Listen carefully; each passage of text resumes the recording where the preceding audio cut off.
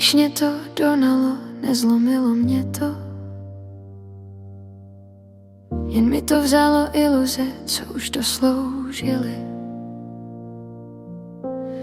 Stála jsem potichu uprostřed sebe a poprvé neutíkala nikam dál. Naučila jsem se dívat beze strachu na věci, co bolí i co zůstaly. Ne všechno se musí spravit, něco stačí konečně přijmout. Už nemusím být silná na oko, ani tichá, aby byl klid. Teď vím, že odvaha není křik, ale zůstat a dýchat s tím, co je. A když mě to donalo, ustála jsem vlastní stín. Ne proto, že bych byla tvrdší, ale protože už se neschovávám. A když mě to donalo, našla jsem pevnou zem. Ne ve slovech jiných lidí, ale hluboko v sobě. Vím, co všechno dokážu nést a co už nést nemusím.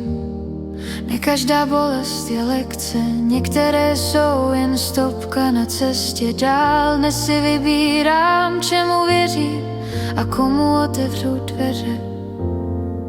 Ne ze strachu, že zůstanu sama, ale z úcty k tomu, kým jsem. Už se nezbírám ze země, pokaždé o něco menší. Teď stávám pomaleji, ale pokaždé celá. A když mě to donalo, nestratila jsem směr. Jen jsem ho přestala hledat venku a začala slyšet sobě. A když mě to donalo, nezůstala jsem stát. Udělala jsem krok vpřed, i když byl tichý a prostý. Nejsem nezranitelná a už to ani nechci být. Moje síla není v tom, co vydržím, ale v tom, co si dovolím cítit.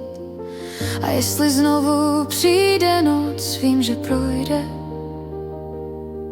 protože už znám ráno a znám sama sebe. A když mě to donalo, něco ve mně dozrálo. Nesli, ne naděje, ale klid, co se nehádá. Když mě to donalo, zůstala jsem stát rovně, bez potřeby dokazovat, že jsem v pořádku, protože jsem.